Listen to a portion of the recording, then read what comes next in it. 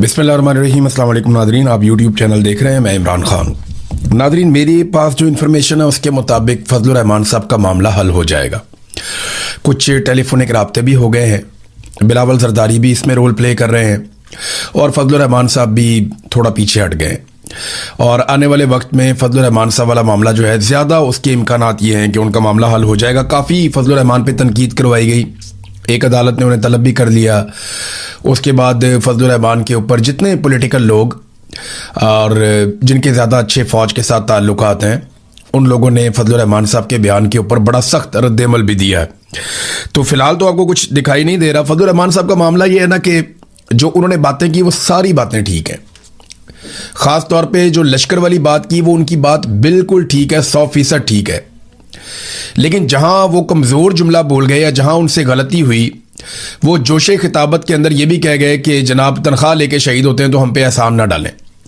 ये कमज़ोर जुमला ये नहीं करना चाहिए था। देखें, कोई तनख्वाह लेके तो नहीं ना, कोई वो शहादत शहीद के लिए तो आप उसको इज्जत करते हैं ना। यानी मैंने आपको कल अपने वीलॉग में बताया कि एक्चुअली जब मेरे से ये सवाल किसी फौजी ने पूछा तो मैंने कहा जी आपको आपके काम के लिए हम तनख्वाह देते हैं। तो उसने कहा जी क्या इतने पैसों के लिए कोई शहीद हो जाएगा? मैंने कहा नहीं, शहादत के लिए हम इज्जत देते हैं, शहादत के लिए हम कदर करते हैं, हम प्यार करते हैं। तो शहीद का तो एक रुतबा होता है, जितने मर्जी इख्तलाफात हों, जो मर्जी हो, जो भी शहीद होगा अपने वतन की खातिर, अपनी कौम की खातिर, उसका एक रुतबा, उसका एक मर्तबा है जो उससे कोई नहीं छीन सकता। और तमाम कौमें अपने शोहदा की इज्जत और कदर करती हैं। यही पाकिस्तान में होता है। हमारे लिए शहीद चाहे फौजी यूनिफॉर्म में हो, चाहे हाथ में कलम पकड़ा हुआ अरशद शरीफ हो, चाहे वो पुलिस की यूनिफॉर्म में हो, चाहे वो किसी और इदारे का आदमी हो जिसके ऊपर अटैक हो जाए, या एक आम शहरी जो अपने कारोबारी ज़िंदगी के लिए बाहर निकला, या वो बच्चे जो अपनी पढ़ाई के लिए बाहर निकले, उनके ऊपर भी दहशतगर्द हमला कर दें और वो शहीद हो जाएं, तो हमारे लिए सारे शहीद बड़े काबिल एहतराम हैं और उनकी बड़ी इज्जत है। ख़ास तौर पे जो बॉर्डर पे अपने वतन की हिफाजत के लिए, अपने वतन की ज़मीन को बचाने के लिए मारा जाए, वो तो बड़ा ज़बरदस्त शहीद है और उसकी बड़ी कदर होनी चाहिए। लेकिन मैंने आपको फिर वही बात कहूँगा कि प्रॉब्लम तब पैदा होती है जब शोहदा के अंदर तफरीक पैदा की जाती है। जब ये किया जाता है कि जनाब ये जो बलूचिस्तान का पुलिस वाला है, इसकी मैयत अगर सड़क पे पड़ी है तो कोई फ़र्क नहीं पड़ता। यानी क्या उसकी वर्दी सस्ती है, उसका खून सस्ता है। ये यहाँ प्रॉब्लम पैदा होता है। प्रॉब्लम तब पैदा होता है कि जिन इदारों के लोग शहादतें दे रहे हैं वो अपने ही लोगों पे जब बंदूक उठा लेते हैं तो प्रॉब्लम पैदा हो जाता है। फिर ऐसी बदगुमानियाँ और इस किस्म की नफरत जन्म लेती है जो पीछा करती रहती है। यही नफरत जो है वो जन्म ले चुकी थी बांग्लादेश में। इसी नफरत को हवा दी जा रही है पाकिस्तान में। तो इस नफरत को फैलाने से अगर रोकना है तो तमाम इदारों को अपनी अपनी आईनी हुदूद में वापस जाना पड़ेगा और अपने ही लोगों पर बंदूक उठाने का कल्चर बंद करना पड़ेगा। हाँ, अगर कोई मुजरिम है, किसी ने अगर जुर्म किया है तो पुलिस जाए, कानून के मुताबिक कार्रवाई करे, गिरफ्तार करे, अदालत में पेश करे और अदालत को इंसाफ करने दें। जिस तरह अदालतों को काबू किया गया, अदालतों पे कब्जा किया गया, उसकी कोई मिसाल नहीं है। लेकिन एक बात मैं आपको बताऊं, फजलुर रहमान वाला मामला तो हल हो जाएगा। लश्कर वाला जो मौक़िफ़ है वो तो बिल्कुल ठीक है, लश्कर नहीं बनने चाहिए, लेकिन लश्कर बनेंगे। ये अचकज़ई साहब ने भी बता दिया और वो कैसे बनेंगे ये मैं आपको थोड़े दिन पहले बता चुका हूं। देखिए, मैं आपको पहले इसलिए बता चुका हूं कि मैं वो सारे इलाकों को जानता हूं और वहां लोग मेरे साथ राब्ते में हैं।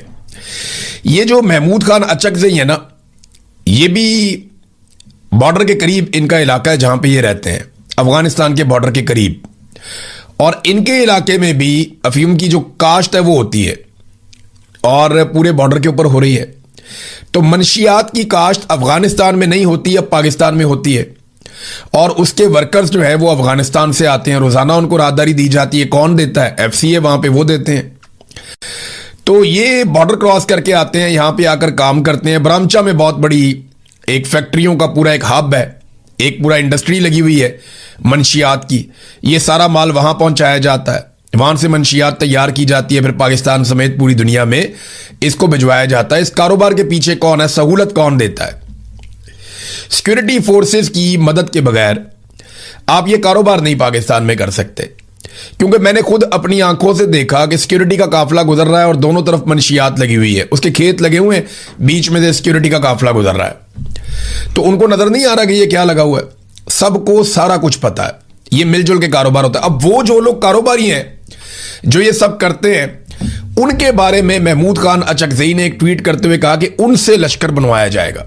देखिए, जो स्मगलर है या जो मंशियात का कारोबार करता है या जो जराइम पेशा लोग हैं, उनको अगर आप शेल्टर दे दें और उन्हें कहें जी आप बनाएं, आप बड़े बड़े लश्कर बनाएं, तो वो बना लेंगे लश्कर। उन्हें क्या फर्क पड़ता है, उनको ज्यादा बंदूकें मिल जाएंगी, ज्यादा गाड़ियां मिल जाएंगी, ज्यादा फ्री हैंड मिल जाएगा, वो अपना काम भी करते रहेंगे। तो अचकजई साहब ने इस खदशे का इजहार किया। तो लश्कर बनाओ पॉलिसी जो है ना, वो उल्टा नुकसान करेगी। कल को ये लश्कर आपके गले पड़ जाएंगे। फिर एक और बहुत अजीब काम होगा कि ये जो लश्कर आप बनाएंगे, बाद में वो तंजीमें जिनके साथ आपकी सुलह हो जाएगी, वो और ये लश्कर आपस में लड़ते रहेंगे। फिर टारगेट किलिंग भी शुरू हो जाएगी फ्यूचर में। हमने यही देखा अब तक, और फजलुर रहमान साहब ने इसकी निशानदेही बिल्कुल दुरुस्त की है। लेकिन जहां पे शहीद वाले मामले में उन्होंने कमजोर बात की जिसका उन्हें नुकसान हो रहा है, पाकिस्तान तरीके इंसाफ ने अकलमंदी का मुजाहरा किया कम से कम फजलुर रहमान के इस जुमले के साथ। जो शोहदा वाला मामला है, इस मामले पे उनके साथ खड़े नहीं हुए, लेकिन बाकी तमाम मामलात में फजलुर रहमान का उन्होंने साथ दिया है। अब एक लम्हे के लिए आप सोचेंगे, जो फजलुर रहमान ने स्टेटमेंट दिया, अगर इस तरह का स्टेटमेंट इमरान खान या उनकी पार्टी का कोई बंदा दे देता तो क्या होता। अभी तक ना जमीन आसमान इन्होंने एक कर देना था। इमरान खान वो आदमी है जो कहता है कि मुल्क भी मेरा है, फौज भी मेरी है। वो कहता है मैं मालिक हूं, मुल्क का भी और फौज का भी मालिक हूं। और वो पाकिस्तान का इलेक्टेड रिप्रेजेंटेटिव भी है, यानी पाकिस्तान ने सबसे ज्यादा उसको वोट डाले हैं, तो पाकिस्तान का मालिक तो वही हुआ ना। पाकिस्तानियों ने पाकिस्तान की मलकियत उसको दी है, तो वो ये कहता है कि ये मुल्क मेरा है, ये फौज भी मेरी है। ये इमरान खान कहता है, वो ओनरशिप लेता है। उसको जेल के अंदर डाला हुआ, उसको सजा देना है। लेकिन फजलुर रहमान साहब ने जो किया, उसके बाद आप देखिएगा कितने आराम से सुलह हो जाएगी। उसकी एक वजह है, इमरान खान ने ना मिलिट्री एस्टेब्लिशमेंट का इक्तदार चैलेंज कर दिया। इमरान खान ने इनका मफाद चैलेंज कर दिया और इनको एक्सपोज कर दिया। फजलुर रहमान ने यह नहीं किया। फजलुर रहमान ने एक जुमला बोला, ये सुलह कर लेंगे बाद में। फजलुर रहमान का गुनाह ज्यादा बड़ा होना चाहिए जो जुमला उन्होंने बोल दिया, जिस तरह की उन्होंने बात की। लेकिन मिलिट्री एस्टेब्लिशमेंट को यह पता है कि यह आदमी खुद एस्टेब्लिशमेंट है, ये बाहर नहीं जाएगा। ये खुद एक एलीट क्लास का आदमी है फजलुर रहमान, ये हमसे दूर नहीं जाएगा। और मुझे लगता है कि सुलह हो जाएगी। काफी दबाव फजलुर रहमान पे पड़ गया है और उम्मीद है कि जल्दी सुलह हो जाएगी। जो मेरे पास इंफॉर्मेशन आ रही है उसमें तो सुलह के हवाले से अच्छी खबरें हैं। दूसरा, थोड़ी सी अच्छी खबरें आई हैं कि कुछ मुज़ाकरात जॉइंट अवामी एक्शन कमेटी के साथ भी हुए हैं, पाकिस्तान पीपल्स पार्टी के लोगों ने किए हैं। और उम्मीद की जा रही है, क्योंकि बिलावल पहुंच गया वहां पे मुजफ्फराबाद में, और बिलावल को ये क्रेडिट, चले बिलावल को ही चला जाए क्रेडिट, अमन तो आ जाए ना कम से कम।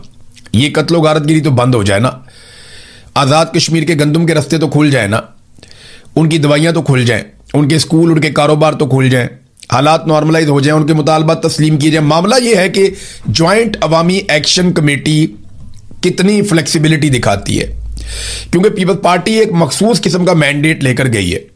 और अगर पीपल्स पार्टी ये सुलह करवा लेती है और बिलावल के साथ खड़े होकर ज्वाइंट अवामी एक्शन कमेटी के लोग ये कहते हैं कि हमारे मामला तय हो गए हैं, तो पीपल्स पार्टी के लिए आज़ाद कश्मीर का ग्राउंड खुल जाएगा। फिर वो बड़े आराम से, धांधली तो उनके लिए होनी है, मिलिट्री एस्टेब्लिशमेंट उनके साथ है, तो फिर वो बड़े आराम से अपनी सीटें जीत लेंगे। जबकि पंजाब में जो 12 सीटें हैं मुहाजिरीन वाली, जिस पे ख्वाजा साद रफीक कंपेन कर रहे हैं आजकल, वहां से वो ज्यादा सीटें जीतकर तो ये अपना इक्तदार इकट्ठा कर लेंगे। लेकिन क्या ज्वाइंट अवामी एक्शन कमेटी इन 12 नशस्तों वाले मामले पर कंप्रोमाइज करेगी? यह है बड़ा सवाल, और इस सवाल का जवाब अभी हमारे पास नहीं है, क्योंकि मुज़ाकरात चल रहे हैं। फिर मैं आपको बताता हूं। सुहेल अफरीदी साहब ने नाज़रीन तकरीर करते हुए कुछ जुमले बोले हैं, मैं चाहता हूं वो जुमले मैं आपको सुनवाऊं ताकि आपको आइडिया हो कि सुहेल अफरीदी साहब ने ड्रोन हमलों के सामने किस तरीके से सरेंडर किया है। ये सामने पुलिस वाले बैठे हैं, सुहेल अफरीदी खिताब कर रहे हैं, जरा ये आप सुनिए, बेबसी का इजहार आप सुनिए।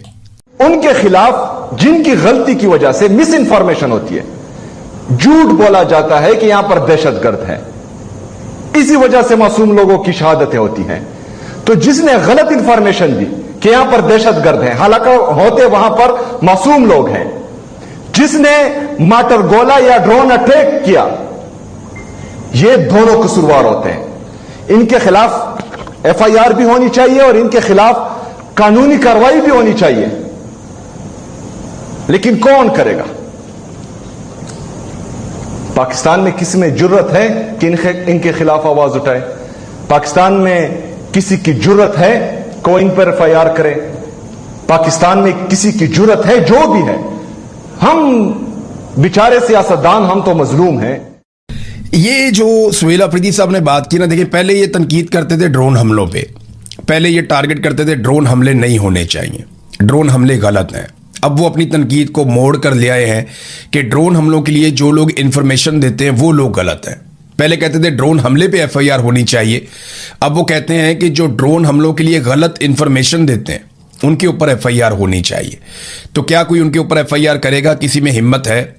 यानी ड्रोन हमले पे एफआईआर देना तो बहुत दूर की बात है। जब ये साहब आए थे सुहेल अफरीदी साहब और उन्होंने कहा था कि ये वजीर आला बनने के बाद ड्रोन हमले रुकवाएंगे, और इनका दावा था कि ड्रोन हमलों के ऊपर एफआईआर भी होंगी, इनके सारे लोग भी यही कह रहे थे, तो उस वक्त हमें लग रहा था कि शायद ये कर पाए, लेकिन एक भी एफआईआर ड्रोन हमले के खिलाफ नहीं कर पाए। अब वो बेबसी का इजहार कर रहे हैं कि ड्रोन हमले तो अपनी जगह, जो बंदा गलत इंफॉर्मेशन देता है जिसकी बुनियाद के ऊपर मासूम लोग मारे जाते हैं, इंफॉर्मेशन देने वाले पर भी एफआईआर देने की जरूरत नहीं है, हिम्मत नहीं है। तो ये एक लेवल का सरेंडर है। इमरान खान होते तो शायद वो हिम्मत दिखा देते, उन्होंने माजी में भी ड्रोन हमले बंद करवाए थे, हो सकता है वो करवा देते, लेकिन सुहेल अफरीदी साहब ने अमली तौर पे हाथ खड़े कर दिए हैं। हाथ तो नादरीन खड़े हैं, ये आप देखें खबर, ये मारे मईशत हैं, बहुत बड़े मईशतदान हैं हसन जफर साहब, इन्होंने कुछ इंकशाफात किए और ये बड़े अहम इंकशाफात हैं। वो ये कहते हैं कि पिछले साल स्विट्जरलैंड में जो ड्यूस कॉन्फ्रेंस हुई थी उसमें हमारे जो हुक्मरान गए थे पाकिस्तान के, उन्होंने दुनिया के सामने पुराना रोना धोना शुरू कर दिया, जनाब हमारे यहां सिक्योरिटी के मसाइल हैं। तो इन्हें जवाब दिया गया आपके सिक्योरिटी के मसाइल अर्जेंटाइन और मैक्सिको से ज्यादा बड़े नहीं हैं। उन्होंने बहाना बना रखा है कि सिक्योरिटी मसाइल की वजह से मईशत आगे नहीं बढ़ रही, ना नौमन तेल होगा, ना राधा नाचेगी, ना सिक्योरिटी ठीक होगी और ना ही मईशत ठीक होगी। तो हम इसको एक बहाने के तौर पे भी इस्तेमाल करते हैं, ये हमारे मईशियात बता रहे हैं और हम दुनिया को जाके बार बार ये कहते हैं। फिर उन्होंने कहा कि हुकूमत को ये वाज़े तौर पे ऐलान कर देना चाहिए कि हम डिफॉल्ट कर चुके हैं, और इसका उन्होंने सबूत भी पेश कर दिया। उनका यह दावा है कि पाकिस्तान डिफॉल्ट कर चुका है, लेकिन हुकूमत इसे तस्लीम नहीं कर रही। हुकूमत को ऐलान कर देना चाहिए कि हम डिफॉल्ट कर चुके हैं, क्योंकि डिफॉल्ट की सारी निशानियां पूरी हो चुकी हैं।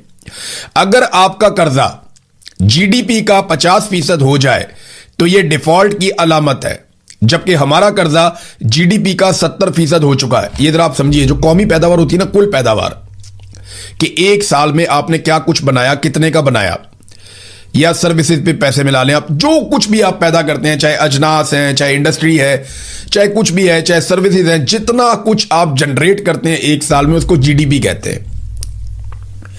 अगर किसी मुल्क की तमाम पैदावार या कौमी पैदावार पूरे मुल्क की जो है, जिसको जीडीपी कहते हैं, उसका आध में उसका कर्जा हो जाए ना, तो वो डिफॉल्ट हो जाता है। लेकिन हम 70% तक हमारा कर्जा पहुंच गया है हमारे टोटल जीडीपी के। तो पाकिस्तान को अनाउंस करना चाहिए, वो ये कह रहे हैं हसन जफर साहब। लेकिन पाकिस्तान डिफॉल्ट का इसलिए भी ऐलान नहीं कर रहा कि हमारा ग्रे एरिया बहुत बड़ा है, यानी पाकिस्तान जो है उसके और भी बड़े मसाइल हैं।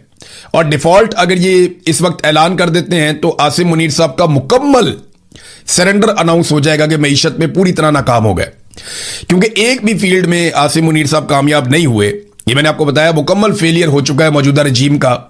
और ये पूरी कहानी आपको इन दो जुमलों में, जो अभी हसन जफर साहब के मैंने आपको बताए, मईशत के माहिर हैं, वो ये बता रहे हैं किस तरीके से हम सिक्योरिटी के बहाने बनाकर दुनिया को कहते हैं कि हम पैसे नहीं दे सकते, या हमारे हालात बहुत खराब हैं, हमारी मदद करें। और दूसरा, हम डिफॉल्ट कर चुके हैं लेकिन हुकूमत अनाउंस नहीं कर रही, ये बात भी इन्होंने क्लेम किया। देखिए, डिफॉल्ट तो आपने करना है, जो आपकी पॉलिसियां, जो आपकी हरकतें। मिसाल के तौर पे आप ये देखें, एक्सप्रेस ट्रिब्यून के अंदर ये खबर छपी हुई है, और ख्वाजा आसिफ ने कल हमला कर दिया था शहबाज राणा साहब पे। ये जर्नलिस्ट हैं और ये खबरें देते हैं। अब बजाय खबरें पढ़ के मुल्क को ठीक करने के, ये सहाफियों के ऊपर हमला कर रहे हैं। जनाब, आपकी खबरों की वजह से सरमायाकारी नहीं आ रही। ख्वाजा आसिफ साहब, आपकी और एस्टेब्लिशमेंट की करतूतों की वजह से सरमायाकारी नहीं आ रही। शहबाज राणा की खबरों का इसमें कोई कसूर नहीं बेचारे की। वो तो जो खबर होती है वो दे देते हैं, आपका मौक़िफ़ आता है वो भी बयान कर देते हैं। वो तो एक बहुत बैलेंस्ड अप्रोच के साथ चल रहे हैं, लेकिन आपकी हुकूमत बैलेंस्ड नहीं है। आपने जो घटिया पॉलिसियां बनाई हैं आपने और एस्टेब्लिशमेंट ने, उनकी वजह से पाकिस्तान में सरमायाकारी नहीं आ रही। शहबाज राणा के ऊपर चढ़ाई करने की कोई जरूरत नहीं है। ना उनका कोई कसूर है। अब देखें ना, उनकी ये खबर आप देखेंगे, पीआईए जो है ये वैसे तो बिका था 10 अरब रुपए में, 10 अरब इन्होंने पहले दिया था, पीआईए इनके हवाले हो गया था, कुछ पैसे बाद में दिए। मैंने आपसे कहा था ना कि पीआईए के असासी हिस्से ज्यादा हैं, 14.2 अरब रुपए की सिर्फ प्रॉपर्टीज हैं जो पीआईए के साथ गई हैं, 14.2 अरब रुपए की। अब मुनाफा चेक करें कैसा हुआ, क्या किसी को ऐसा मुनाफा मिलता है? जब 10 अरब रुपया दिया तो 14.2 अरब रुपए की प्रॉपर्टीज आ गई, और इसके अलावा लगभग 8 से 10 अरब रुपए के स्पेयर पार्ट्स आ गए। जहाज उसके अलावा हैं जो बहुत बड़ी तादाद में है, दर्जनों जहाज हैं। इंटरनेशनल एयरलाइन है तो उसके रूट्स भी हैं, वो भी साथ दे दिए। उसकी गुडविल है, वो भी साथ दे दी। उसका स्टाफ है, बेशुमार चीजें दे दी। और दे दी कैसे? औने पौने। और दी किसको? फौजी फाउंडेशन और उनके जो हमायती हैं या उनके साथ जो उनका एक ग्रुप बना हुआ है, उनको दे दी गई। मौजा ही मौजा। मैं आपको एक और चीज दिखाता हूं, ये जरा देखें आप। पाकिस्तान में अदलिया की करप्शन के ऊपर एक आलमी तंजीम ने स्टेटमेंट जारी किया है। लेकिन पहले मैं आपको अदलिया का एक और कारनामा बताता हूं। आपने ये अभी फैसला देखा होगा, लोग बड़े खुश हो रहे थे, काजी फायद ईसा को बुरा भला कह रहे थे कि मुनाल वाला फैसला काजी ने गलत दे दिया। अतर मिनुल्ला ने भी इसके ऊपर फैसला दिया हुआ है माजी में। यह कहानी है क्या, मैं आपको बताता हूं। हुआ यह था कि 2006 में एक मुनाल रेस्टोरेंट बना था मारगला के पहाड़ों में, और 15 साल की लीज के ऊपर मुनाल रेस्टोरेंट के मालिक ने यह जगह ली थी 2021 तक के लिए। लीज खत्म होने से 2 साल पहले यानी 2019 में पाकिस्तानी फौज का एक इदारा है remount veterinary and farms directorate, तो ये जनरल हेडक्वार्टर यानी जीएचक्यू का इदारा फौज का, ये आ जाता है मैदान में और ये एक लेटर लिखता है मुनाल वालों को कि जनाब अब आपने किराया हमें देना है, और पिछले 3 साल का किराया भी आपने हमें देना है। आपने सीडीए को किराया नहीं देना, यानी कैपिटल डेवलपमेंट अथॉरिटी जो सीडीए है इस्लामाबाद की मलकियत जिनके पास है, आपने गवर्नमेंट को किराया नहीं देना, आपने किराया हमें देना है, क्योंकि ये जगह अब हमारी है और हम हैं इसके मालिक। पिछले 3 साल का किराया भी जमा करवाओ। अब जनाब मुनाल वहां पे पैसे जमा कराता है, किराया सीडीए वाले कहते हैं हमें किराया दो, और जो पाक फौज है वो कहती है जी हमें किराया दो। अब वो 2 जगह पे किराया दे रहे थे, ये मामला लेकर वो अदालत में चले गए और उन्होंने कहा जी कि अब हम किराया इनको दे रहे हैं तो आप गवर्नमेंट से या सीडीए से हमें पैसे वापस दिलवाएं। ये मामला चला गया हाई कोर्ट में। जब ये मामला हाई कोर्ट में गया तो अतर मिनुल्लाह साहब ने इस मामले को पकड़ लिया और उन्होंने कहा जी ले आओ सारे इसके कागज, क्योंकि ये तो नेशनल पार्क का इलाका है, ये तो अवाम के लिए एक नेशनल पार्क है जहां पे जंगल होगा, जहां पे तफरीह की चीजें होंगी, और यहां पे किसी सूरत भी आप ये सारी एक्टिविटीज नहीं कर सकते। ये नेचर को नुकसान पहुंचा रहे हैं आप, आलूदगी पैदा हो रही, तो ये इलाका है ही नहीं आपका। तो कागजात ले आए, दर्जनों समातें हुई, सहाफी जाते रहे, और जो जीएचक्यू की जानिब से जो वकला आते थे वो कोई रिकॉर्ड पेश नहीं कर सके, बल्कि वो कहते थे 1910 से ये जमीन हमारी है, लेकिन कोई एक भी कागज या एक भी रिकॉर्ड वो अपने क्लेम के हक में पेश नहीं कर सके। तो अतर मिनुल्लाह साहब ने कहा जी ये नेशनल पार्क की जगह है, ये ना मुनाल की है ना जीएचक्यू की है, किसी की नहीं है, नेशनल पार्क की। मामला चला गया कादी फायद ईसा के पास, तो कादी फायद ईसा ने भी इसके ऊपर फैसला दे दिया। अब यह मामला एक रिव्यू में गया, रिव्यू के अंदर भी फारिग हो गया, लेकिन जब आईनी अदालत बनी तो वो तो आपको पता है कि मिलिट्री एस्टेब्लिशमेंट के कंट्रोल में है, तो वहां पे हसन अजहर रिजवी साहब की सरबराही में एक बेंच बनता है, और फिर ये किराया बड़ा अरसा जो है ना वो ट्रायल कोर्ट के अंदर भी जमा होता रहा। ये लगभग कई साल तक ये ट्रायल कोर्ट के अंदर कुछ 6 करोड़ रुपए तक का किराया वहां पे भी जमा हो गया था। अब आईनी अदालत ने कह दिया जी फेयर ट्रायल नहीं हुआ, और आईनी अदालत ने पिछले सारे फैसले फारिग कर दिए। यानी ये जो 8000 एकड़ से ज्यादा जमीन के ऊपर दावा किया गया जीएचक्यू की जानिब से, तो उन्हें इसका सबसे बड़ा फायदा हुआ। अब ये जमीन जीएचक्यू की है क्योंकि फैसला फारिग कर दिया गया। पहले अदालती फैसले ये कहते कि ये नेशनल पार्क की जमीन है, ये इन्वायरमेंट के लिए है, नेशनल पार्क की जमीन है, अवाम इसकी मालिक है। लेकिन जीएचक्यू का क्लेम जिसके हक में वो कोई एक कागज भी पेश नहीं कर सके, उनका क्लेम पहले वाले फैसलों ने उड़ा दिया था, अतर मिनुल्लाह ने और कादी फायद ईसा ने। अब जनाब जो नया फैसला आया उसके मुताबिक उन्होंने कहा सिविल कोर्ट डिसाइड कर लेगा, और सिविल कोर्ट भी डिसाइड करेगा, वो जो 2 एकड़ मुनाल के पास है ना, 2-3 एकड़, उसके ऊपर डिसाइड करेगा कि मुनाल अपने 2-3 एकड़ का मामला लेकर चला जाएगा सिविल कोर्ट के अंदर, बाकी सारा फैसला कलअदम, और अब सारा कब्जा सारा कंट्रोल जो है वो चला गया जीएचक्यू के पास। ये है नादरीन पूरी कहानी। जनाब इस सारे फैसले का जो वन लाइनर है वो ये है कि सारे रकबे तुम्हारे लिए हैं, सारे रकबे तुम्हारे लिए हैं। ये मेरे एक दोस्त हैं, उन्होंने सोशल मीडिया पे लिखा भी, पाकिस्तान में ही है, जर्नलिस्ट हैं, उन्होंने कहा जी ओवरऑल यही है। राजा बशारत साहब ने गालिबन ये लिखा कि सारे रकबे तुम्हारे लिए हैं, तो कहानी बीच में यही निकली है। तो ये अदलिया जो है ये इस तरीके से सहूलतकारी कर रही है।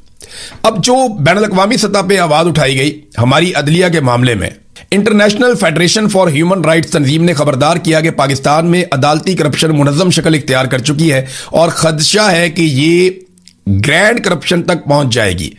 तंजीम ने अंडर द बेंच पाकिस्तान के निज़ाम इंसाफ में बदउनवानी के खतरात का जायजा के उन्वान से एक रिपोर्ट जारी की है और इस रिपोर्ट में 26वीं और आईनी तरामीम को एक बड़ी वजह करार दिया है और मुतालबा किया गया है कि अदलिया की आज़ादी यकीनी बनाने के लिए 26वीं और 27वीं आईनी तरामीम मनसूख की जाएं।